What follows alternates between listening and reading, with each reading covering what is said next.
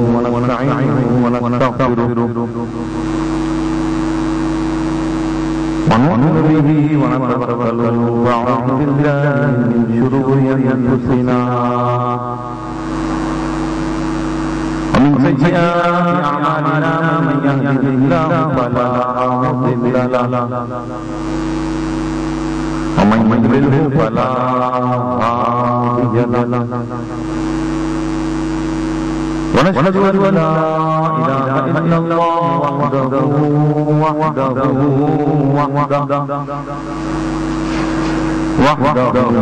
لا شريك له ونشهد أن سيدنا وحبيبنا ومولانا محمدا عبده ورسوله الذي أرسل إلى الخلق كافة بشيرا ونذيرا وداعيا إلى الله بإذنه وسراجا منيرا يا رب صل وسلم دائما أبدا على حبيبك خير الخلق كلهم هو الحبيب الذي ترجى شفاعته لكل هول من الأهوال مقتحمين قال الله عز وجل في شان حبيبه الكريم مخبرا وآمرا إن الله وملائكته يصلون على النبي يا أيها الذين آمنوا صلوا عليه وسلموا تسليما رضي الله عن سيدنا نبينا ومولانا محمد صلى الله عليه وسلم وأهله صلى الله على نبيه وآله صلى الله عليه وسلم صلاة وسلام عليك وعلى آلك وأصحابك يا سيدي يا رسول الله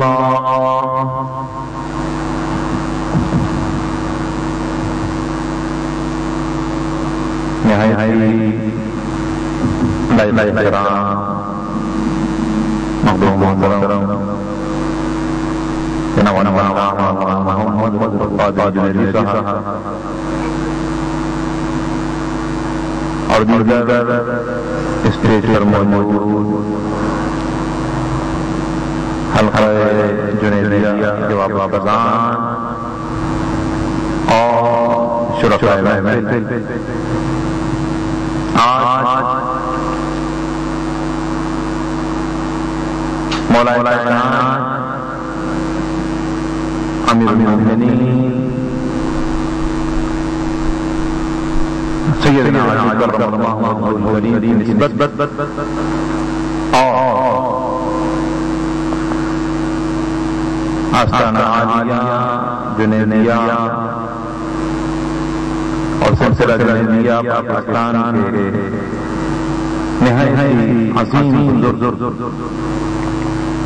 مخدوم محترم حضرت اللہ شاہ خلیل الجنیدی رحمہ اللہ وبرکاتہ کی نسبت سے یہ محفل اولیاء کرام کی نسبت سے بیان کرنے کا حکم ہوا اور موضوع شان اولیاء کرام ملا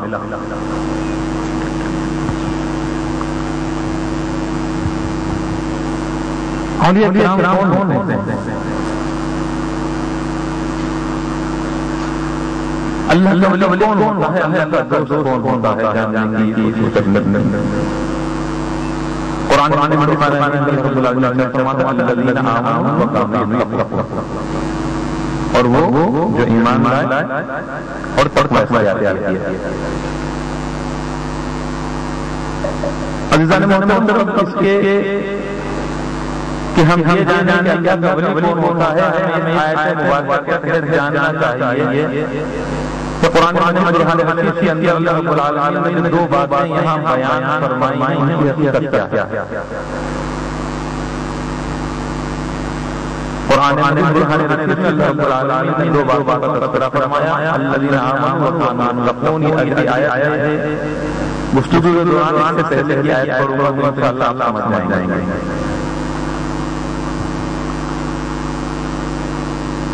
قرآن میں ہمیں دو باتوں کا ذکر ہو، ایمان لانا اور تقوی اختیار کرنا. انسانی زندگی کے اندر ان دونوں باتوں کو بہت بنیادی اہمیت حاصل ہے، کیونکہ ان دونوں باتوں کا نصاب ملتا ہے تو ولایت کا نصاب ملتا ہے. یہاں ایک آئیڈیالوجی کی بات ہے، ایک نظریے کی بات ہے، ایک عقیدے کی بات ہے، صرف پریکٹیکل کی بات ہے. الذین آمنوا یہ نظریہ ہے، عقیدہ ہے، آئیڈیالوجی ہے. وکانوا یتقون یہ عمل ہے، پریکٹیکل ہے. پریکٹیکل کے لیے ضروری ہے کہ پہلے آئیڈیا ہونا چاہیے، نظریہ ہونا چاہیے، فکر ہونی چاہیے، عقیدہ ہونی چاہیے. جب آپ کا نظریہ، عقیدہ اور فکر ہو تو پھر آپ اس پر عمل کریں گے. انسانی زندگی میں نہیں ہی ایسا نہیں ہوتا کہ انسان کے پاس نظریہ نہ ہو، سوچ نہ ہو، فکر نہ ہو، وہ عمل کر جائے. آپ عمل اچھا کریں یا برا سے کوئی نہ کوئی آئیڈیا ہوگا پیچھے.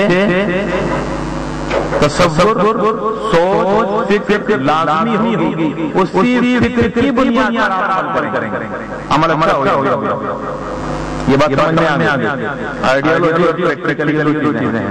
قرآن نے ہمیں یہ ولایت کا نصاب بتا دیا کہ ولایت کا نصاب دراصل یہی ہے الذین آمنوا وکانوا یتقون. ایمان لانا. ایمان لانا کیا ہے؟ وہ تقوی کی بنیادی حیثیت ہے. تقوی کیا ہے؟ تقوی کے معنی ہے بچنا. تقوی کے معنی ہے بچنا. علماء کرام، مفسرین کرام نے تقوی کے تین اسٹیجز لکھے ہیں، تین مراتب لکھے ہیں. اگر صرف قرآن میں تقوی کے معنی استعمال ہوا ہے، وہ جہاں جہاں آیا ہے وہاں مختلف معنی ہیں، لیکن مفسرین کرام کا اتفاق ہے کہ بالعموم ان تین میں سے کوئی ایک معنی لیا جائے گا.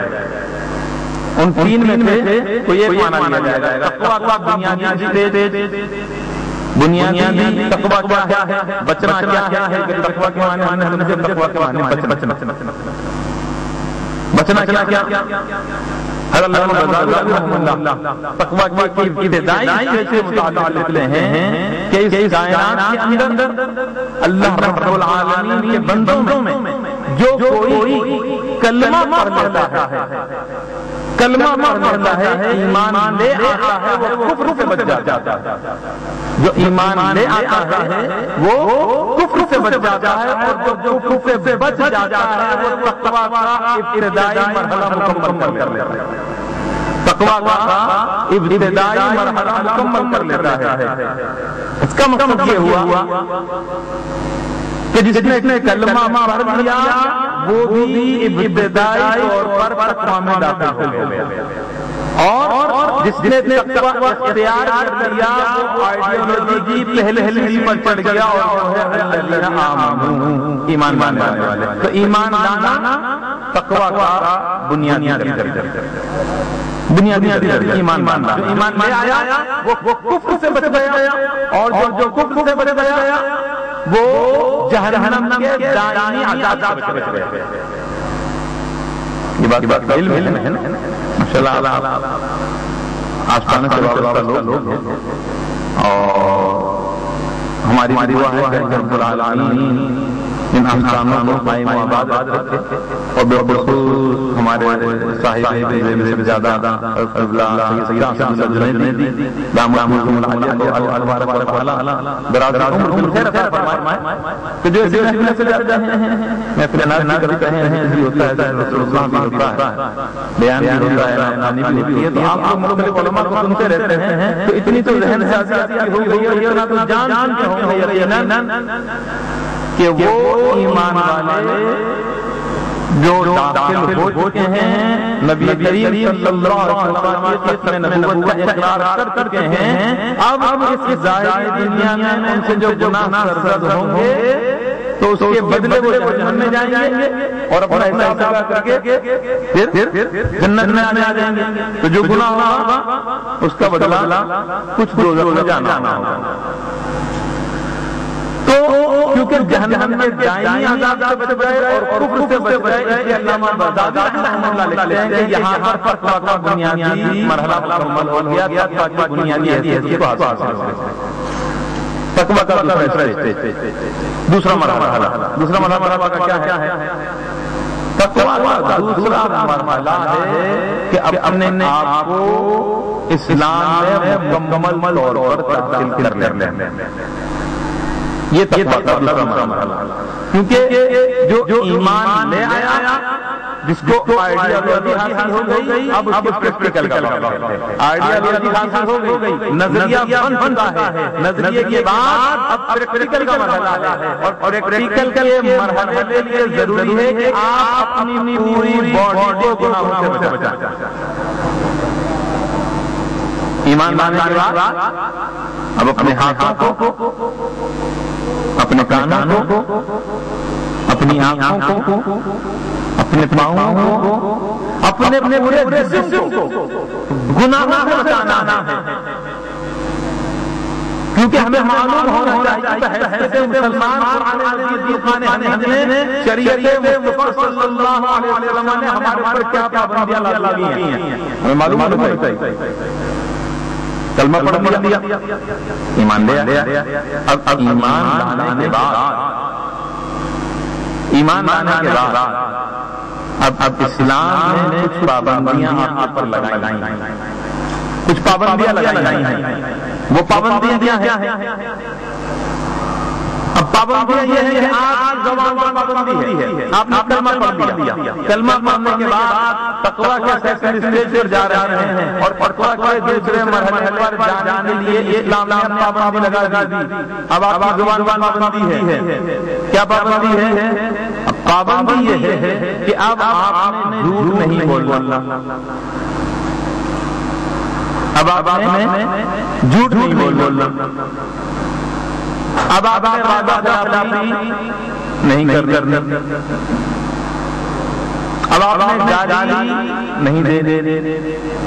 اب یہ اسلام نے پابندی لگائی ہے آپ کے اوپر کہ یہ زبان کا صحیح استعمال ہونا چاہیے. یہ زبان گالی دینے کے لیے نہیں بنی، یہ زبان جھوٹ بولنے کے لیے نہیں بنی، یہ زبان وعدہ خلافی کے لیے نہیں بنی، بلکہ یہ زبان بنی ہے تو ذکر الہی کے لیے بنی ہے. یہ زبان بنی ہے تو ثناء مصطفیٰ کے لیے بنی ہے. یہ زبان بنی ہے تو تلاوت قرآن کے لیے بنی ہے. اب یہ پابندی ہے آپ کی زبان کے اوپر. اسی طرح آپ کے کانوں پر پابندی ہے. ابھی کانوں پر پابندی ہے. کانوں کا تقویٰ بھی ہے. کانوں کا تقویٰ کیا ہے کہ غیبت نہیں سننی، غیبت نہیں سننی، چغلی نہیں سننی، گالی نہیں سننی، گانے نہیں سننی. اب یہ پابندی لگائی. عبداللہ بن عمر کی روایت ہے کہ نبی کریم صلی اللہ علیہ وسلم ایک مقام سے گزر رہے کہ آپ کو ڈھول کی آواز آئی. روایت میں آتا ہے کہ نبی کریم صلی اللہ علیہ وسلم نے اپنے دونوں انگلیاں اپنے کانوں میں لگائی اور کافی دور جانے کے بعد پھر آپ نے اپنے انگلیوں کو اپنے کانوں مبارک سے نکالا کہ جب آپ کو اندازہ ہو گیا کہ اب ڈھول کی آواز نہیں آئے گی، مزامین کی آواز نہیں آئے گی، تو اس وقت آپ نے اپنے کانوں سے انگلیوں کو نکالا. اب میرے آپ نے انصاف دیا. اب یہ سلیبس ہے امت مصطفیٰ صلی اللہ علیہ وسلم کے لیے کہ کانوں کی حفاظت کرنی ہے. ہم کرتے ہیں، ہم کانوں کی حفاظت کرتے نہیں، ہمیں کانوں کی حفاظت کرنی ہے. آج ہمارے مسلمانوں کو، ہمارے نوجوانوں کو معلوم ہونا چاہیے اسلام نے ہماری باڈی کے اوپر کیا کیا پابندیاں لگائی ہیں، ہمارے جسم کے اوپر کیا کیا پابندیاں ہیں. آج سمجھنا ہوگا. کان پر پابندی، آنکھوں پر پابندی، کلمہ پڑھ لیا، تقویٰ کا ابتدائی مرحلہ حاصل کر لیا، اب تقویٰ کے دوسرے مرحلے کو حاصل کرنے کے لیے ضروری ہے کہ اب اپنی آنکھوں کی حفاظت کریں، آنکھوں پر پابندی لگائی ہے، اسلام نے پابندی لگا دی، کیا پابندی ہے؟ غیر محرم نہیں دیکھنا، غیر محرم کو نہیں دیکھنا، فحش حرکتیں ظاہری ہوں، ٹی وی پر ہو، کہیں بھی ہو، نہیں دیکھنی، بے حیائی جتنے کام ہیں آپ کے سامنے ظاہری طور پر ہو رہے ہوں، حقیقتاً ہو رہے ہوں، یا ٹی وی پر ہو رہے ہوں، یا فلم میں ہو رہے ہوں، یا ڈرامے میں ہو رہے ہوں، بے حیائی کے مناظر، بے حیائی کے مناظر نہیں دیکھنے کی بات نہیں ہے، نہیں دیکھنا، جو نہیں دیکھتے ان کی بات نہیں ہو رہی، جو نہیں دیکھتے رہے ان کی بات نہیں ہو رہی، جو دیکھ رہے ہیں ان کی بات ہو رہی ہے کہ ایمان والو تم کلمہ پڑھ کے ہو، تم اسلام میں داخل ہو، تم ایمان والے ہو، تم نبی اعظم احمد مصطفیٰ محمد صلی اللہ علیہ وسلم کے امتی ہو، میرے آقا کا ختم نبوت کا اقرار کرتے ہو، اور میرے آقا کی شریعت نے تمہاری آنکھوں پر پابندی لگائی ہے۔ اب آنکھوں کو پابند ہونا پڑے گا، کانوں کو پابند ہونا پڑے گا، زبان کو پابند ہونا پڑے گا، اب اس زبان سے حرام نہیں کھانا، اب اس زبان سے حرام کا مال، کرپشن کا مال، ذخیرہ اندوزی کا مال، سودی مال، کسی بیوہ کی جائیداد، کسی بیوہ کی جائیداد ہڑپ نہیں کرنی، یتیم کا مال، یتیم کا مال کھانا، بیوہ کا مال کھانا، مسکین کی مال پر ہاتھ صاف نہیں کرنا، حرام کرپشن نہیں کرنی، سود خوری نہیں کرنی، ذخیرہ نہیں کرنی، رہنائی نہیں کرنی، کیوں؟ کیا تم نے کلمہ مارا ہے، اور کلمہ مارنے کے بعد تم جس نبی ہو تمہاری زبان پر پہرا کیا، اب تمہاری زبان پر پہرا، اب زبان سے ذکر اللہ رسول اللہ، ابھی نا آپ سے اگر دیکھنا ہے تو گم بڑے دیکھو، ان آپ سے دیکھنا ہے تو کعبۃ اللہ دیکھو، ان آپ سے دیکھنا ہے تو اپنے مرشد کو دیکھو، ان آپ سے دیکھنا ہے استاد محترم کو دیکھو، اور ان آنکھوں سے دیکھنا ہے تو اپنے ماں باپ کو دیکھو، اپنے ماں باپ کو دیکھو۔ میرے آقا نے فرمایا، پیارے نبی کریم صلی اللہ علیہ وسلم کی حدیث مبارکہ، پیارے فرماتے ہیں کہ جو کوئی اپنے ماں باپ کو محبت کی نظر سے دیکھتا ہے، محبت کی نظر سے دیکھتا ہے، اللہ تبارک و تعالیٰ اس کو مقبول کرتا ہے، حج مبرور کس عمل سے؟ صرف دیکھنے میں عمل ہے، ماں باپ کو دیکھنا ہے۔ ارے نوجوان جب تیرے گھر میں تیرا باپ ہوتا ہو، پورے زندگی محنت مزدوری کے بعد تیرے لیے اندر پیسے لایا ہے، اور اب گھر میں آرام کر رہا ہے تو اس کو جھٹلا نہیں، بلکہ دیکھتا ہوا گزر جا، سلام کرتا ہوا گزر جا۔ میرے آقا نے فرمایا صرف دیکھنے سے مقبول حج کا ثواب مل جاتا، صرف دیکھنے سے۔ ابھی تو خدمت نہیں کی، ابھی تم جوان نہیں ہوئے، ابھی تم تنخواہ نہیں دیتے، ابھی ماں باپ خرچہ نہیں دیتے، ابھی باپ کو پاکٹ منی نہیں دیتے، ابھی باپ تمہیں پاکٹ منی دیتا ہے، لیکن پھر بھی بس تم دیکھتے ہو۔ پیارے آقا صلی اللہ علیہ وسلم فرمایا،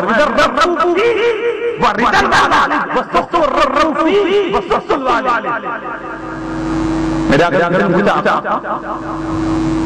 میں جاننا چاہتا ہوں میرے والد صاحب دنیا سے رخصت ہوئے تو مجھ سے راضی تھے کہ ناراض تھے؟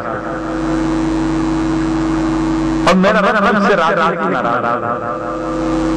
آقا میں رب جاننا چاہتا ہوں. پیارے آقا کریم صلی اللہ علیہ وسلم فرمایا رب فی ورد الوالد. ارے اے یاد رضا رب فی ولد الوالد. اگر تیرا رب تیرا باپ سے راضی ہے تو سمجھ لے کہ تیرا رب راضی ہے. وَسُخْطُ الرَّبُّ فِي وَسُخْطُ الْوَالِدِ. اور اگر تیرا باپ سے ناراض ہے تو مطلب کہ تیرا رب بھی ناراض ہے. تو والد رضامندی رب کی رضا اور باپ کی ناراضگی رب کی ناراضگی ہے. تو یہ آنکھیں بنی ہیں اس لیے کہ ان سے اپنے ماں باپ دیکھو, اپنے مجھ سے دیکھو, اپنے استاد کو دیکھو, قرآن مجید کو دیکھو, آیات مبارکہ کو دیکھو, آیات بینات کو دیکھو, کعبہ اللہ کو دیکھو, گنبد خضرا کو دیکھو. یہ آنکھیں اس لیے بنی ہیں ان کو گناہوں سے بچاؤ. یہ ہے محترم تقویٰ کا تقویٰ کا دوسرا مرحلہ. پہلا مرحلہ کلمہ پڑھنا. جس نے کلمہ پڑھ لیا وہ ابتدائی متقی بن گیا. متقی نہیں بنا, برا متقی نہیں ہوا, بلکہ ابتدا ہو گئی اس کے تقوی کی, اس کے پرہیزگاری کی ابتدا ہو گئی. کلمہ پڑھنے کے بعد وہ کفر سے بچ گیا اور جہنم کے دائیں عذاب سے بچ گیا. اور جب اس نے اپنے آپ کو تمام تر گناہوں سے بچا لیا, اس نے اپنے پورے جسم کو گناہوں سے بچا لیا, تو تقویٰ کے دوسرے مرحلے پر پہنچ گیا. اور اب میرے دوستو تقویٰ کی اس ڈگری کو بیان کرنے کے لیے جا رہا ہوں کہ جو ہم سب کے لیے مشکل ہے, ہم سب کے لیے مشکل ہے. کیوں کہ یہ جتنے بھی اعضاء اور جتنی بھی باتیں میں نے نہیں ہیں سب کے اوپر انسان کا کنٹرول ہے, وہ سرسرا ہے. بھائی ٹی وی پر کوئی فوج پروگرام آ رہا ہے تو ریموٹ تو آپ کے ہاتھ میں ہے نا, آپ چاہیں تو چینل بدل دیں. پابندی ہے, ریموٹ کو نہیں چھو سکتے, ٹی وی بند نہیں کر سکتے, اپنی آنکھیں بند کر چلے گئے. ٹھیک ہے نا؟ اچھا اب ٹیبل پر شراب بھی ہے اور پانی بھی ہے, تو اختیار آپ کے ہاتھ میں ہے, اختیار آپ کے ہاتھ میں ہے. ٹھیک ہے, کسی سے وعدہ کر لیا, اس کو وعدے کو پورا کرنا نہ کرنا اپنی کوشش تو کریں گے نا. تو یہ ساری باتیں اختیار میں ہیں. ٹھیک ہے میرے دوستو, تقویٰ کا جو دوسرا مرحلہ ہے یہ آپ کے اختیار میں ہے. آپ چاہیں تو کر سکتے ہیں, لیکن علماء کرام علامہ بیضاوی رحمہ اللہ تقویٰ کے تیسرے اسٹیج کو بیان کرتے ہوئے فرماتے ہیں کہ اللہ رب العالمین تقویٰ کا تیسرا مرحلہ اس کو عطا فرماتا ہے جو اللہ کا محبوب بن جاتا ہے. کیوں کہ تقویٰ کا تیسرا مرحلہ ہے اللہ کا ولی وہ ہوتا ہے کہ جو برائی کو اپنے دل میں آنے نہیں دیتا. برائی کو دل میں جگہ نہیں دیتا. تو جب دل اتنا پاک ہو جائے, اتنا پاک ہو جائے, اس طرح آئینے کی طرح ہو جائے, تو پھر اللہ رب العالمین اس کو اپنی محبت دیتا ہے, پھر اس کو محبت ملتی ہے. اور یہ آیت مبارکہ جو میں نے پیش کی نا آپ کے سامنے, الذین آمنوا وکانوا یتقون, میں نے آپ کو بتایا تھا یہ تو آخر کی ہے, اس سے پہلے ہے الا ان اولیاء اللہ لا خوف علیہم ولا هم یحزنون, کہ اللہ کے ولیوں کو کوئی خوف نہیں ہوتا, کوئی ڈر نہیں ہوتا. کیوں کہ وہ ایمان والے ہوتے ہیں اور متقی ہوتے ہیں. اور تقویٰ میں نے آپ کو بتا دیا. عزیزان محترم, جب بندہ اللہ کو چاہنے والا تقویٰ کے اس مرحلے پر پہنچتا ہے کہ جہاں اس کے دل میں کوئی اور بات نہیں ہوتی، کسی اور کا تصور نہیں ہوتا، کسی برائی کا دخل نہیں ہوتا، کسی شیطانی عمل کا دخل نہیں ہوتا، جب اس مرحلے پر پہنچتا ہے تو پھر اللہ رب العالمین فرماتا ہے، حدیث قدسی ہے، میرے آقا پیارے مصطفیٰ کریم صلی اللہ علیہ وسلم نے فرمایا، ما یزال عبدی یتقرب الی بالنوافل حتی احبہ، ما یزال عبدی یتقرب الی بالنوافل حتی احبہ، كنت سمعه الذي يسمع به وبصره الذي يبصر به ويده التي يبطش بها ورجله الذي يمشي بها. پھر یہ مرحلہ آتا ہے بخاری اور مسلم کی حدیث قدسی، میرے آقا نے فرمایا اللہ علیہ وسلم فرماتا ہے عبدی یتقرب الی بنوافل، کہ میرا بندہ جب ہمیں ہی اختیار کرتا ہے، میرا بندہ جب ہمیں ہی اختیار کرتا ہے، مستقل مزاج کے ساتھ، کنٹینیوٹی رہتی ہے، آج کیا کل نہیں آیا، کل کیا 15 دن کیا، ایسا نہیں، ما یزال ہمیشہ کرنے والا عبدی میرا بندہ یتقرب، جب میرے ہو جاتا ہے کس طرح الیہ بالنوافل، نوافل کی کثرت کرنے سے، جو نوافل کی کثرت کرتا ہے وہ اللہ کے قریب ہو جاتا ہے. مقصد کیا ہے؟ نفل پڑھیں، فرائض چھوڑ دیں. حدیث مبارکہ میں نفل کر سکتا ہے نا، حدیث مبارکہ میں نفل کر سکتا ہے، فرض نہیں، فرض کیا، واجب کیا، کس کا ہے؟ نفل کا. کہ تقرب الی بالنوافل، کہ جو نوافل کی کثرت کرتا ہے وہ میرے قریب ہو جاتا ہے. تو مقصد یہ نہیں ہے کہ فرائض چھوڑ دو، واجبات چھوڑ دو، سنن چھوڑ دو اور نوافل کو چھوڑ دو، نہیں، مقصد یہ ہے کہ فرائض کی ادائیگی کرنے کے بعد، واجبات کی پابندی کرنے کے بعد جو 5 وقت کی نماز ہے وہ ادا کرنی ہی کرنی ہے، کیونکہ فرض ہے. 5 وقت کی نماز فرض ہے، ادا کرنی ہے، نہیں ادا کریں گے تو گناہگار ہوں گے اور گناہوں کی وجہ سے جہنم میں جانا ہے. تو حدیث مبارکہ کا مقصد یہ ہے کہ وہ بندہ جو 5 وقت کی نماز باجماعت ادا کرتا ہے، فرائض کو ادا کرتا ہے، واجبات کو بجا لاتا ہے، اور فرائض اور واجبات ادا کرنے کے بعد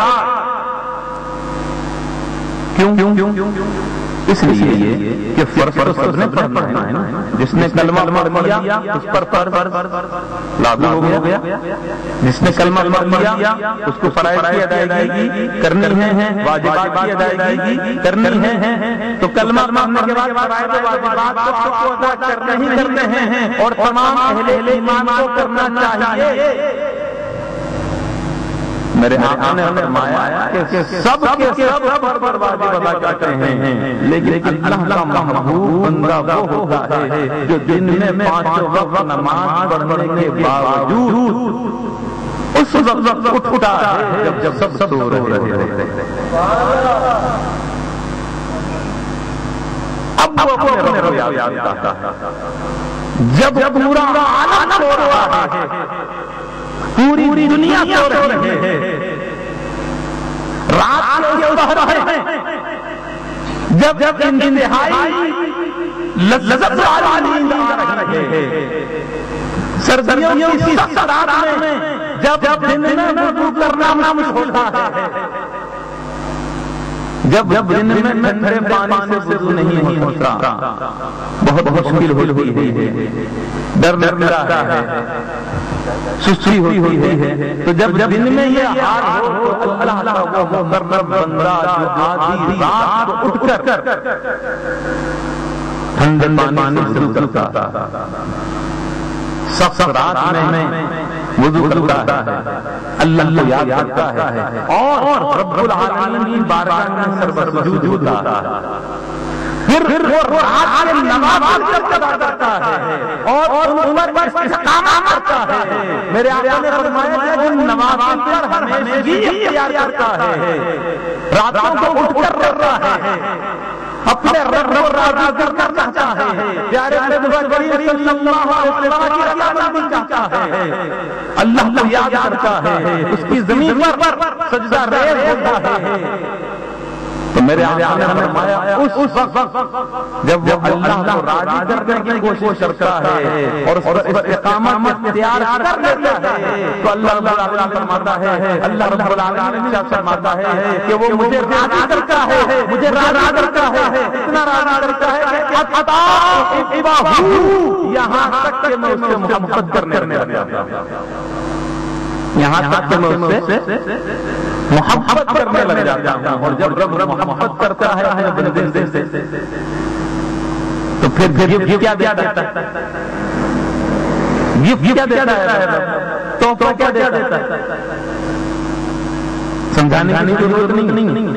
حدیث قدسی کا معاملہ ہے, اس لیے یہ مثال نہیں جیسا, لیکن آپ اپنے طور پر سمجھ رہے ہیں بلا تشبیہ و بلا تمثیل حدیث مبارکہ کو ہٹاتے ہوئے آپ اپنی سمجھ میں لیے کہ جب آپ کسی سے چاہتے ہیں تو اس کو تحفہ دیتے ہیں, دیتے ہیں کہ نہیں دیتے. ایک کلاس کے اندر کافی سارے اسٹوڈنٹ جڑتے ہیں, لیکن ٹیچر اس جینیس اسٹوڈنٹ کو جو سب سے بہترین پڑھنے والا ہے, جو سب سے زیادہ کام کرنے والا ہے, جو سب سے اچھا کام کرنے والا ہے, جو سب سے پہلے سبق یاد کر کے سنانے والا ہے, ٹیچر اس کو ایکسٹرا آرڈینری گفٹ دیتا ہے کہ ٹیچر سے محبت کر یہ بہت اچھا شاگرد ہے میرا, یہ میرا نام کرے گا, ایسا ہوتا ہے نا. اور دیگر چیزوں میں بھی آپ دیکھیے تو انسان جس سے محبت کرتا ہے اس کو تحفہ دیتا ہے. تو یا رب العالمین اب تو فرما رہا ہے تو جو راتوں کو اٹھ کر مجھے یاد کرتا ہے, نوافل کی کثرت کرتا ہے, میں اس کو محبت کرتا ہوں, مولا تو اس کو تحفہ کیا دیتا ہے, تحفہ کیا دیتا ہے. رب فرماتا ہے پھر میں اس کو یہ دیتا ہوں کنتو سمعہ الذی یسمع بہ, اب میں تحفہ یہ دیتا ہوں کہ میں اس کی سماعت بن جاتا ہوں, میں اس کی سماعت بن جاتا ہوں, وبصرہ الذی یبصر بہ, اور پھر میں اس کی آنکھوں کی روشنی بن جاتا ہوں کہ وہ دیکھتا ہے. اب ہم جیسے کم علم لوگوں کے لیے بڑی بڑی بات ہے کہ ہم تو راتوں کو نوافل نہیں پڑھتے, ہم تو راتوں کو نوافل نہیں پڑھتے, اور جو راتوں کو نوافل پڑھتے ہیں ہم کو بھی دیکھتے ہیں, تو کان ان کے بھی دو ہوتے, کان ہمارے بھی دو ہوتے. کان اللہ کے ولی کتنے کام ہوتے ہیں, جی کتنے کام ہوتے ہیں, کتنی آنکھیں ہوتی ہیں, دو. توفہ کہاں ہے, توفہ کہاں ہے, آنکھیں تو دو ہیں. رب فرماتا ہے کہ آنکھیں بن جاتا. شارح حدیث بیان فرماتے ہیں کہ یہاں اللہ رب العالمین کی قدرت اس کی آنکھوں کا نور بن جاتا ہے. اللہ رب العالمین کی قدرت اس کے کانوں کی سماعت بن جاتی ہے. اگرچہ اللہ کے ولی کے کان ہوتے ہیں, لیکن اللہ رب العالمین ان کانوں میں قوت اتنی عطا فرماتا ہے کہ اب اگر وہ بغداد میں بیٹھا ہوا ہے تو کراچی والوں کی آواز سن لیتا ہے. اب وہ لاہور میں بھی ہے, اب وہ لاہور میں بھی ہے تو پشاور والوں کی آواز سن لیتا ہے. داتا صاحب سنتے ہیں, اوسطا خود سنتے ہیں, رب فرماتا ہے سنو اب جب وہ سننا چاہتا ہے تو کان ان کے ہوتے ہیں, قدرت میری ہوتی ہے. آنکھیں ان کی ہوتی ہے, لیکن میں جو روشنی ہے اس کی قدرت میری ہوتی ہے. پھر ان کے ہاتھ میں جو شفا ہوتی ہے وہ ہاتھ کا ہوتا ہے, لیکن اگر کسی ولی کے ہاتھ سے شفا مانگی ہے تو اس ہاتھ کے اندر قدرت رب العالمین کی ہوتی ہے. اور پھر جب اللہ کا کوئی ولی چلتا ہے تو ٹانگیں جوڑی ہوتی ہیں اور جوڑی ٹانگوں سے چلتا ہے، لیکن جب وہ حرکت کرتا ہے تو ٹانگیں اس کی ہوتی ہیں، قدرت میری ہوتی ہے۔ تو عزیزان محترم، یہ اللہ رب العالمین محبت کرنے والے کو تحفہ دیتا ہے۔ اور بات ختم نہیں ہوتی، بات یہاں بات ختم کروں تو ٹائم پہ ہو رہے پانچ منٹ اور ہے، بات یہاں مکمل نہیں ہوئی، میں مکمل کر لیتا، 5-7 منٹ پرمیشن ملی ہے تو بتاؤں کہ بات یہاں مکمل نہیں ہوتی، بلکہ جس وقت اللہ رب العالمین محبت کرتا ہے تو اللہ رب العالمین جبریل امین کو بلاتا ہے، اے جبریل، جبریل آتا ہے، یا رب العالمین بارگاہ الہی ہو گئے، اللہ رب العالمین فرماتا ہے یا جبریل انی احب فلانا، احب فلانا، اے جبریل جو دنیا میں فلاں بندہ ہے نا، مجھے اس سے محبت ہو گئی، مجھے اس سے محبت ہو گئی ہے، فَإِذَا أُحِبَّهُ، بس اب جب مجھے اس سے محبت ہو گئی ہے تو میری محبت کا تقاضا یہ ہے کہ جبریل اب بھی اس سے محبت کرتا ہے۔ اب جبریل امین بھی اس سے محبت کرتا ہے، کس سے؟ اللہ کے ولی سے، ولیوں پر محبت رہا ہے، ولیوں کی محفل ہے، اللہ کے ولی سے، فائدہ اے جبریل اب بھی محبت کر، پھر بات میں نہیں ہوتی، بلکہ جبریل امین یہ ہوتا ہے، حضرت جبریل امین کا حکم ہوتا ہے کہ جبریل اب بھی اس سے محبت کر، کیونکہ میں محبت کرتا ہوں، میں رب اور محبت کرتا ہوں، تو سید الملائکہ ہو محبت کر۔ جبریل امین اس بندے سے محبت کرتے ہیں اور بات مکمل نہیں ہوتی، بلکہ حدیث مبارکہ میں آتا ہے ثم ینادی، جبریل امین اعلان کرتے ہیں، صدا لگاتے ہیں، ثم ینادی یا اہل السماء، اے آسمان والو جو دنیا میں فلاں بندے ہیں، اللہ رب العالمین کو مجھ سے محبت ہو گئی ہے اور جن سے اللہ محبت ہو گئی ہے، ان سے جبریل کو محبت ہو گئی ہے اور جن سے جبریل کو محبت ہو گئی ہے، اے فرشتوں کو تم بھی دنیا والوں سے محبت کرنے لگو۔ آسمان کے تمام تر فرشتے اللہ کے رسول سے محبت کرنے لگ جاتے ہیں۔ اور پھر میرے آقا نے فرمایا، حدیث مبارکہ میں آقا نے فرمایا کہ بعد جبریل فرشتوں کی ٹولیاں لیتے ہیں، فرشتوں کی ٹولیاں بناتے ہیں اور پھر وہ زمین کی طرف آتے ہیں، پھر وہ آسمان سے زمین کی طرف آتے ہیں اور زمین والوں کے دلوں میں اس ولی کی محبت ڈال دیتے ہیں، زمین والوں کے دلوں میں اس ولی کی محبت ڈال دیتے ہیں۔ اب مجھے بتائیے، یہ حدیث مبارکہ یہاں مکمل ہو گئی، دنیا والوں کے زمین والوں کے دلوں میں محبت ڈال دی گئی۔ اب مجھے بتائیے کہ آپ سے کیا کسی نے زبردستی کہا تھا کہ آستانہ جنید سے وابستہ ہو جاؤ، ڈنڈا مار کے کسی نے سختی کی تھی؟ نہیں کی تھی، محبت کرتا ہے۔ قادری سلسلے میں بیعت ہوتے ہو، چشتی سلسلے میں بیعت ہوتے ہو، سہروردی سلسلے میں بیعت ہوتے ہو، نقشبندی سلسلے میں بیعت ہوتے ہو، نظامی سلسلے میں بیعت ہوتے ہو، کو ڈنڈا لے کے دادا پیچھے کہ فلاں سلسلے میں بیعت ہو جاؤ، غوث پاک سے محبت کرو، دادا صاحب سے محبت کرو، پیر میرے لیے سے محبت کرو، شیخ تاج العلیہ سے محبت کرو، خواجہ حاجی نواز سے محبت کرو۔ کوئی کہتا ہے کیوں کرتے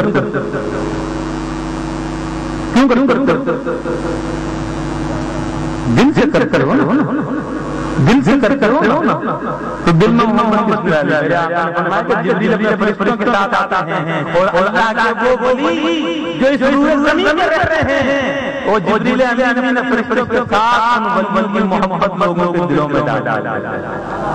تو اب اگر کوئی ولیوں سے محبت نہیں کرتا اور ولیوں پر اعتراض کرتا ہے تو سمجھ لو کہ کہ اس کے دل میں محبت ڈالی ہی نہیں گئی. ارے تم خوش نصیب ہو کہ ولیوں سے محبت کرتے ہو. کیوں کہ جس ولی سے تم محبت کرتے ہو اس سے فرشتے محبت کرتے ہیں. فرشتے اس لیے محبت کرتے ہیں کہ فرشتوں کے سردار محبت کرتے ہیں, اور فرشتوں کا سردار اس ولی سے اس لیے محبت کرتا ہے کہ رب نے حکم دیا ہے کہ میں محبت کرتا ہوں. جبریل بھی محبت کرنے لگا. سیجعل لهم الرحمن ودا. اللہ قرآن میں فرماتا ہے کہ میں اس کی محبت لوگوں کے دلوں میں ڈال دیتا ہوں. جس سے اللہ تعالیٰ محبت کرتا ہے. عزیزان محترم, یہ بڑی محفل تھی, اس لیے تھوڑے نظری کی بات آپ پہنچانی تھی. کرامات کے متعلق نہیں دیا. کرامات کی بات آپ سنتے رہتے ہیں, کرامات وہ کرام سنتے رہتے ہیں, اور اس لیے میں نے چاہا کہ تھوڑا سا آئیڈیالوجی فیکٹر کی بات ہو جائے, نظریے عقیدے اور عمل کی بات ہو جائے. عزیزان محترم, جہاں جو جس آسانے سے اس کے لیے کامل بابا ہے, اس کو کوشش یہ کرنی چاہیے کہ اپنا کردار, اپنے اخلاق, اپنی سوچ اور اپنے فکر اپنا مرشد قریب تک لے جانے کی کوشش کرے, اور مرشد قریب نقل کرنے کی کوشش کرے, ان کا جیسا بننے کی کوشش کرے, ان کا جیسا بننے کی کوشش کرے, اچھا انسان بننے کی کوشش کرے. کیونکہ اچھا انسان ہر کوئی بنتا ہے بشرطے کہ جہ مسلسل ہو اور مستقل ہو. اللہ تبارک و تعالی ہم سب کو دین میں خدمت کرنے کی توفیق عطا فرمائے. اللہ